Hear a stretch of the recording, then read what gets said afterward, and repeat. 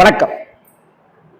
80களில் கமல் ரஜினி போட்டி போட்டுக்கொண்டு வசந்துகிட்டே இருந்த அந்த காலகட்டத்தில் சத்தமே இல்லாமல் அடுத்த கட்டத்துக்கு வந்த கதாநாயகர்கள் நமக்கு நிறைய பேர் இருக்காங்க. இன்னைக்கு தான் அப்படிலாம் நம்ம பார்க்க முடியறதில்ல.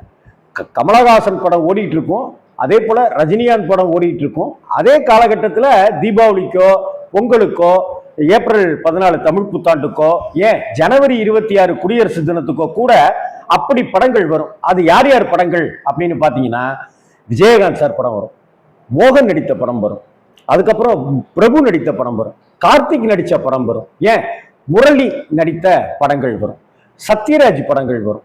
இது எல்லாமே மினிமம் கேரண்டின்னு 40-50 நாள் ஓடும், மேக்சிமம் கேரண்டின்னு சில்வர் ஜூப்ளி கொண்டாடுகிற படங்களா இருக்கும். இதுல ஒரு சுவாரஸ்யமான விஷயமா இருந்தாக்க, கமலுக்கு ஜோடி அங்க வேற யாரோ ஒரு நடிகை இருப்பாங்க, ரஜினிக்கு ஜோடி அங்க வேற யாரோ இருப்பாங்க, தயாரிப்பாளர் வேற யாரோ இருப்பாங்க, டைரக்டர் வேற யாரோ இருப்பாங்க.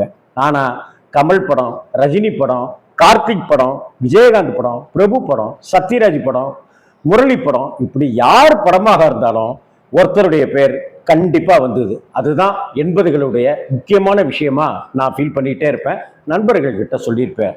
அது யாரு அப்படின்னு பார்த்தாக்க, இசை இளையராஜா அப்படின்னு வரும். அன்னைக்கு தேதிக்கு அந்த படத்துல இசை இளையராஜா அப்படின்னு போஸ்டர்ல பேப்பர்ல விளம்பரம் வந்துருச்சுனாலே தமிழ்நாட்டில் எல்லா ஏரியாக்களிலும் படம் வித்துரும்.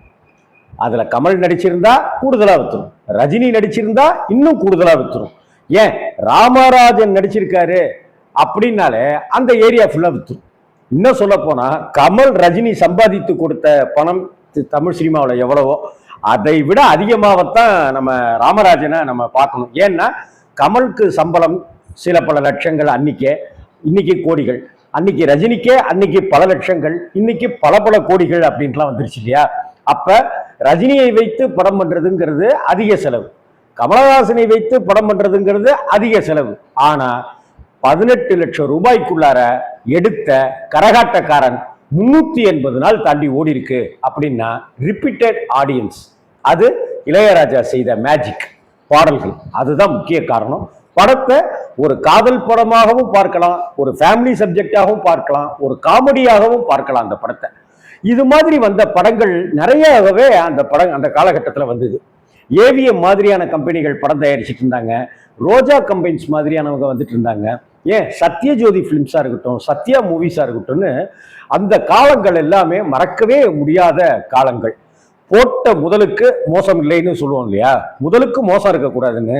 அப்படி 80கள்லையும் 90கள்லையும் வந்த பெரும்பான்மையான படங்கள் முதலுக்கு மோசம் தராத படங்களா இருக்கும். திருச்சியில Maris, Maris Rock, Maris Fort, Maris Mini, மேரிஸ் மேக்ஸின்னு அவ்வளவு தேட்டர்கள், ரம்பா ஊர்வசின்னு 2 தேட்டர்கள் உண்டு, சோனா மீனா அப்படின்னு 2 தேட்டர் உண்டு. ஏன் அதுக்கு முன்னாடியே அந்த பக்கம் வாசல்ல வெலிங்டன் தேட்டரும், இந்த பக்கமுமா ராக்ஸி அப்படின்னு தேட்டர் உண்டு. வரிசையாவே எடுத்தீங்கன்னாக்கா Prabhat, Palace, Jupiter, Star, Ramakrishna, Raja அப்படின்னு வரிசையாவே தேட்டர்கள்லாம் உண்டு. திருச்சியை மட்டும் நான் நிலவரமா வச்சுக்கிட்டு சொல்றேன். இது மாதிரி மதுரையில் இருக்கு, திருநெல்வேலி நீங்க பாலம் ஏறினீங்கனாலே வரிசையா தேட்டர்கள் தான். எதுக்கு சொல்ல வரேனாக்க, இன்னைக்கு தேட்டர்கள்லாம் ரைஸ் மில்லா மாறிடுச்சுன்னு சொல்லி புலம்பிட்டு இருக்கிறோம், தேட்டர்கள் எல்லாம் மாலா மாறிடுச்சு அப்படின்னு வருத்தப்பட்டு இருக்கிறோம். ஆனா 80களுடைய காலங்கள்ல பாத்தீங்கன்னாக்க எல்லாருமே ஜெயிச்சாங்க. இன்னைக்கு ஒரு நடிகர் படம் ரிலீஸ் ஆகுதுனாக்க அந்த ஒரு நடிகருடைய படம் மட்டும்தான் நம்மளால பார்க்க முடியும். தமிழ்நாடு முழுக்க எல்லா தேட்டர்லையும் அந்த ஹீரோவோட படம் தான் வரும். இன்னைக்கு படம் நல்லா இருக்கா, படம் சூப்பரா இருக்கா, படம் பிரமாதமா இருக்கா, பாட்டு நல்லா இருக்கா, நடிப்பு நல்லா இருக்கா, கதை நல்லா இருக்கா, ஸ்கிரிப்ட் நல்லா இருக்கா, டைரக்ஷன் நல்லா இருக்கா அப்படின்றதெல்லாத்தையும் தாண்டி இன்னைக்கு நம்ம பேசிட்டு இருக்கிற விஷயம் தெரியும் என்ன தெரியுங்களா? படம் எவ்வளவு கோடி வசூல் அப்படின்னு. வசூலை பத்தி உங்களுக்கும் எனக்கும் என்ன கவலை? நம்ம ஒரு ரசிகன். ஆனா படம் 500 கோடி வந்துருச்சுங்க, 6வது நாள்லயே 280 கோடியை தாண்டிடுச்சுங்க. அநேகமா இது 1000 கோடி வசூலை தாண்டிருங்க. போன ரஜினி படத்தை விட இந்த படம் தாங்க வசூல் சாதனை பண்ணும், போன விஜய் படத்தை விட இந்த படம் தாங்க வசூல்ல வந்து ஜெயிக்க போகுது அப்படின்னு ஒரு ட்ரெண்டிங்கை உருவாக்குறது, போட்டி போட்டுக்கிறது, சண்டை போட்டுக்கிறது. படம் நல்லா இருந்து போட்டி போட்ட காலம். எங்க எம்ஜிஆர் படம் எப்படி தெரியுமில அப்படின்னு வாங்க, எங்க தலைவர் சிவாஜி படம் எப்படி தெரியுமில, கதை எப்படி தெரியுமில, கதர் அடிச்சிருவார் சிவாஜி அப்படின்னு வானுங்க. கமல் என்ன ஃபைட் போடுவாருன்றாங்க, ரஜினி என்ன ஸ்டைலு. விஜயகாந்த் மாதிரிலாம் அடிக்க ஆளே கிடையாது. சத்யராஜ், ஆர் சுந்தரராஜன் படங்கள் இப்படின்னு சொல்லிட்டு இருந்த காலமெல்லாம் மூட்டை கட்டி பரன்ல வச்சு எவ்வளவு வசூல், எத்தனை கோடி வசூல். அத்தனை கோடி வசூல் வந்தா என்ன, உங்க கூகுள் பேல வரப்போதா, ஏன் கூகுள் பேல வரப்போதா? படம் நல்ல கதை இருக்கா, அதை தேடுங்க. நல்லா நடிச்சிருக்காங்களா, அதை பாருங்க. எல்லாரும் குடும்பத்தோட உட்கார்ந்துருக்கிற மாதிரி படம், உட்கார்ந்து போய் பார்க்குற மாதிரி படம் எடுத்திருக்காங்களா, அப்படிப்பட்ட படங்களை பாருங்க. அப்படிப்பட்ட படங்களை கொண்டாடுவோம். அதுதானே நியாயமா இருக்க முடியும். இன்னைக்கு நந்தன் மாதிரி ஒரு படம் வரப்போகுதுன்றது சந்தோஷமா இருக்கு. வாழை மாதிரி ஒரு படம் வந்திருக்குன்றது சந்தோஷமா இருக்கு. கொட்டுக்காளி மாதிரி ஒரு படம் வந்திருக்குன்றது சந்தோஷமா இருக்கு. படங்கள் நல்ல சினிமாவை நோக்கி ஆரோக்கியமா போயிட்டு இருக்கும்போது மாஸ் ஹீரோ, ஆக்ஷன் பிளாக்கு அப்படி இப்படின்னு அதெல்லாம் அவசியமா? இல்லை, வசூல் எவ்வளவு வசூலா இருந்தா என்னங்க, வசூலில் சாதனை படைத்த படம் இருக்கட்டும், கரெக்டு தான். வசூல்ல சகலகலாவெல்லாம் சாதனை போட்டுச்சு. ஏன் பாசமலர் இருந்தா வசூல்ல சாதனை போட்டுச்சு. பெட்ரோல் தான் பிள்ளையான்ற ஒரு எம்ஜிஆர் படம், பிரமாதமான படம். எம்ஜிஆர் உணர்ச்சிகரமா நடித்த படங்கள்ல முக்கியமான படம். அந்த படமும் தான் வசூல்ல சாதனை பண்ணுச்சு.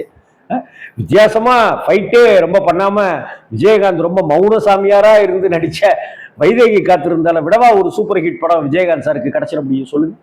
எல்லாருக்கும் ஒரு வெரைட்டி ஒன்று கொடுத்தாங்க பாருங்களா அன்னைக்கு. அந்த வெரைட்டி இன்னைக்கு தமிழ் சினிமாவில் வறட்சியா இருக்கு. அதுதான் இங்க நான் குறிப்பிடுற விஷயமா இருக்கு. அன்னைக்கு இசைங்கிற ஒரு விஷயம் இருந்தது. இன்னைக்கு ஒரு பாட்டை நம்ம முணுமுணுக்கவே முடியல. பாட்டை நம்ம எழுதி வச்சுக்கிட்டு 10 தடவை பாடினாலும் மனப்பாடமே ஆக மாட்டேங்குது. அன்னைக்கு போற போக்குல ஒரு 2 நாளைக்கு முன்னாடி நான் 2 வீலர்ல போயிட்டு இருக்கும்போது ஒரு வேன்ல, ஒரு டெம்போ டிராவலர் வேன், ஒரு 15 பேர் 13 பேர் போறாங்களா, அந்த மாதிரி ஒரு வேன்ல கீச்சு கீச்சு கீச்சு கீச்சுன்னு ஒரு சத்தம் கேட்குது. என்னடான்னு பார்த்தா போவோமா ஊர்கோலம் அப்படிங்குது. அந்த ஊர்கோலத்தோட அந்த பாட்டோட நானும் கொஞ்சம் தூரம் பயணிச்சுட்டு இருக்கேன். 2 சிக்னல் வரைக்கும் கீழே அப்படின்னு சொல்லும் பொழுது இருக்கிற அந்த சந்தோஷம், கேட்கும் போது இருக்கிற சந்தோஷம், அந்த இசை தந்த சந்தோஷம் இன்னைக்கு எங்க போச்சுன்னு தான் தெரியலங்க, இருக்கான்னே தெரியல. ஸோ வசூலை நோக்கி ஓட வேண்டாம், நல்ல படங்களை நோக்கி நம்ம ஓடுவோம். அதுதானே ஒரு உண்மையான ரசிகனா இருக்க முடியும், ஒரு உண்மையான ரசிப்பு தன்மையா இருக்க முடியும் இல்லையா? இதைத்தான் உங்கள்கிட்ட பகிர்ந்துக்கணும்னு தோணுச்சு. கண்டிப்பா இதே போலதான் எனக்கும் சிந்தனை அப்படின்னு நீங்க சொல்லுவீங்கன்னு நினைக்கிறேன். லைக் பண்ணுங்க, ஷேர் பண்ணுங்க, கமெண்ட் பண்ணுங்க, சப்ஸ்கிரைப் பண்ணுங்க.